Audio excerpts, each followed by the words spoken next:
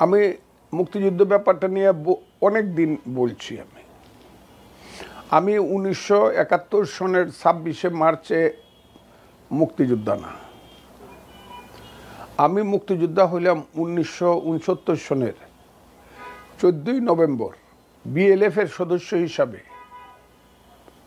ইকবাল হলের পুকুরের পাড়ে সুবে সাদেকের সময়ে তৎকালীন বাংলাদেশের অন্যতম নেতা, যাকে ছাত্রনেতা রহস্য পুরুষ বলা হইতো, সিরাজুল আলম খানের কাছে আমার অনামিকার রক্ত কেটে দিয়ে বাংলাদেশের মুক্তিযুদ্ধের শপথ নেই। এবং এই শপথ আমি একা নেই নাই, মুক্তিযুদ্ধের আগে 8 থেকে 9 হাজার বিএলএফ সদস্য ছিল এবং আমাদের প্রত্যেকেরই চিন্তা এবং চেতনায় ছিল বাঙালি জাতি কোনোদিন পাঞ্জাবিদের সঙ্গে থাকতে পারবে না, পশ্চিমাদের সঙ্গে থাকতে পারবে না।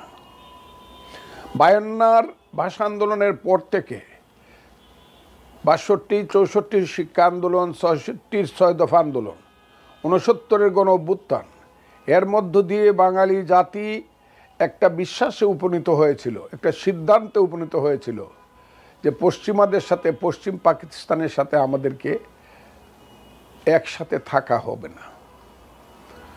এবং সেই জায়গাটাকে আমরা যারা বিএলএফ করতাম, সেই সময়ে শেখ ফজলুল হক মনি, সিরাজুল আলম খান, আব্দুর রাজ্জাক, তুফাইল আহমদরা এই বিএলএফ এর লিডার ছিলেন। আমাদের সিদ্ধান্ত ছিল যে আমরা তাদের কাছ থেকে বাঙালি জাতির স্বাধীনতা আনব এবং বাংলাদেশ হবে একটা জাতি রাষ্ট্র। কিন্তু আসলে যে স্লোগানের উপরে বাংলাদেশ স্বাধীন হয়েছে, প্রথম স্লোগানটা কি? প্রথম স্লোগানটা তুমি কে আমি কে বাঙালি বাঙালি। দ্বিতীয় স্লোগানটা কি? রক্ত সূর্য উঠেছে বীর বাঙালি জেগেছে। 3 নম্বর হলো তোমার আমার ঠিকানা, পদ্মা সবচেয়ে জনপ্রিয়, পদ্মা মেঘনা যমুনা। এর বিরুদ্ধে আরও 2টা স্লোগান ছিল। একটা হলো কমিউনিস্টদের স্লোগান ছিল তোমার আমার ঠিকানা ক্ষেত খামার কল কারখানা। ধর্মীয় সাম্প্রদায়িকতার রাজনীতি যারা করত তাদের স্লোগান ছিল তোমার আমার ঠিকানা সোনার মক্কা মদিনা। আর বাঙালি জাতীয়তাবাদের রাজনীতি যারা করত বঙ্গবন্ধু শেখ মুজিবুর রহমানের নেতৃত্বে, আমাদের স্লোগান ছিল তোমার আমার ঠিকানা পদ্মা মেঘনা যমুনা।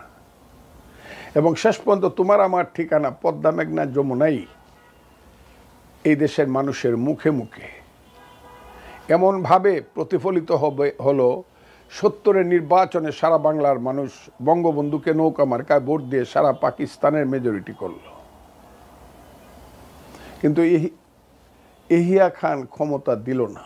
1969 সনের গণ অভ্যুত্থানের মধ্য দিয়ে একটা স্লোগান আসলো, যে স্লোগানটা আজকে প্রায় বেশিরভাগ মানুষের কাছে বাংলাদেশে খুব অজনপ্রিয় এবং অপ্রিয় স্লোগান, অনেকের কাছে নিষিদ্ধ স্লোগান। আজকে দেখলাম আবার কেস করে এই স্লোগানটাকে নিষিদ্ধ করার জন্য হাইকোর্টে আবার রিট ফাইল করা হয়েছে, জয় বাংলা।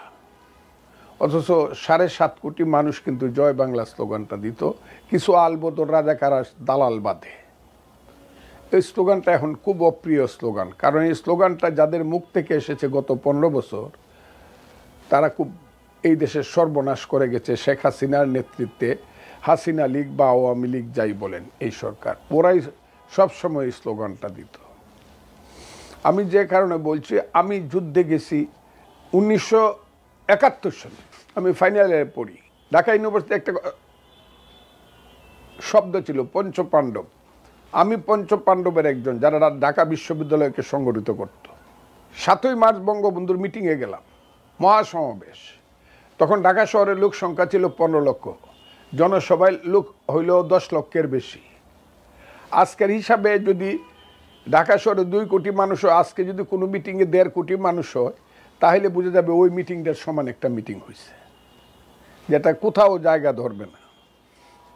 সেই বঙ্গবন্ধুর মিটিংয়ে বঙ্গবন্ধু প্রথমেই শুরু করলেন, আজ দুঃখ ভারাক্রান্ত মন নিয়ে আপনাদের সামনে হাজির হয়েছে।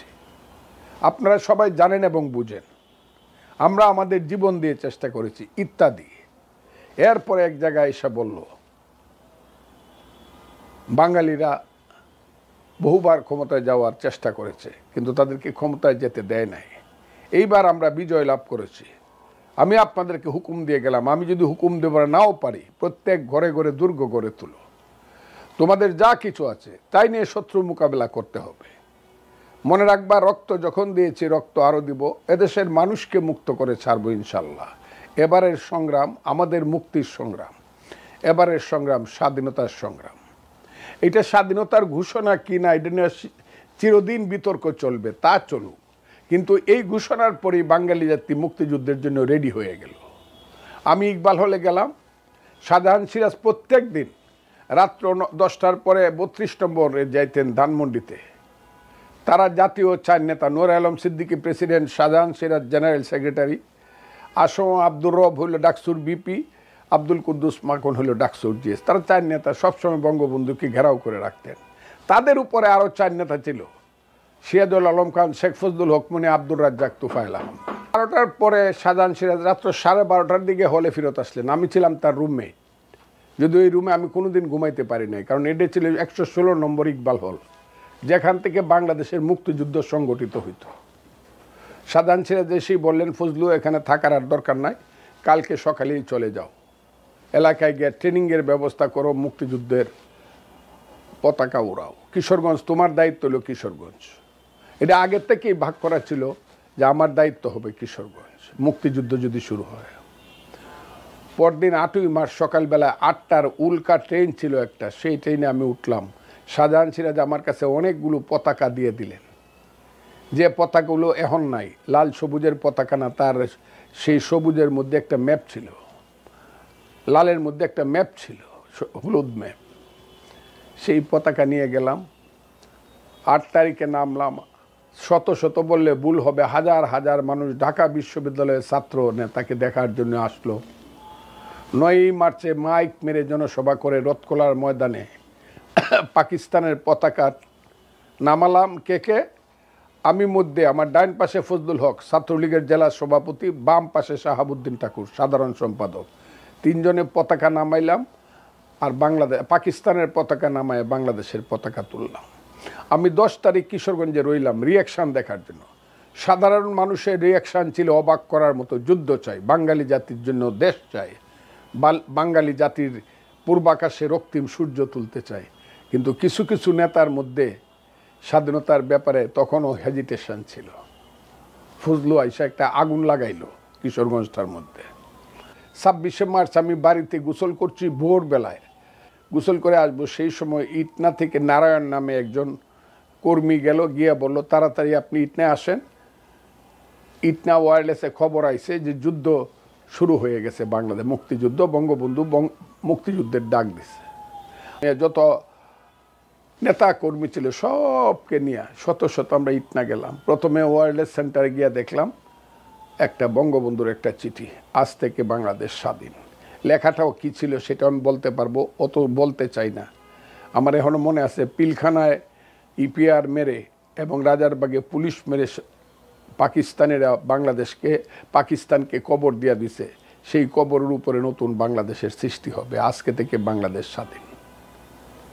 সেই 26শে মার্চ মিছিল করলাম, অনেক কিছু করলাম। 26শে মার্চের পরে হাজারে হাজারে লোক হাওড় অঞ্চলে নামতে শুরু করলো। 20শে এপ্রিল কিশোরগঞ্জে প্রথম পাক বাহিনী গেল, হানাদার বাহিনী গেল, সেইখানে গিয়ে বহু মানুষকে হত্যা করলো, বহু বাড়িঘর পুড়ায় দিল, বহু মেয়েকে ধরে নেওয়া গেল কিশোরগঞ্জ শহরে।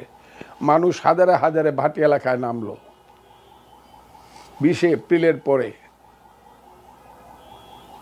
আমরা সিদ্ধান্ত নিলাম আমরা ইন্ডিয়াতে যাব।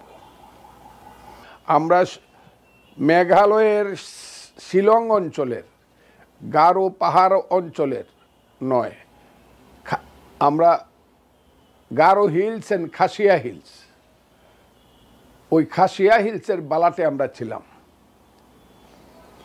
সেইখানে থাকতে থাকতে অনেকেই গেল, যুদ্ধে পাঠাইলাম। একদিন মীর শৌকত আলী সাহেব আসলেন, সেটা হলো 20শে জুন। তেনার একটা হাফ প্যান্ট, সাদা হাফ প্যান্ট, একটা স্যান্ডউইচ গেঞ্জি পরা ছিল, স্যান্ডু গেঞ্জি। আমি প্রথম মনে করি লোকটা বোধহয় পাঞ্জাবি, বোধহয় ইন্ডিয়ার পাঞ্জাবি। পরে বললো যে না, my name is Mir Shaukat Ali, I am major of Bangladesh. কে যুদ্ধে যাবেন? একটা যুদ্ধে যাওয়া দরকার। Is there any courageous person to go to the warfield? সঙ্গে সঙ্গে আমি হাত তুললাম, কারণ আমার ইটনাতে ট্রেনিং দেওয়া ছিল। আমার বন্ধু শাহাবুদ্দিন ঠাকুর হাত তুলল, এরকম আমাদের 5 জন, আমরা ইটনার 5 জনে হাত তুললাম, সুনামগঞ্জের কয়েকজনে হাত তুললো, আমরা ট্রাকে করে চলে গেলাম। আমার জীবনের প্রথম যুদ্ধ তামাবিল এবং জাফলং। এটা কতবার কইছি, এটার কোনো হিসাব নাই, এটা কোনোদিন মানুষ ভুলে না।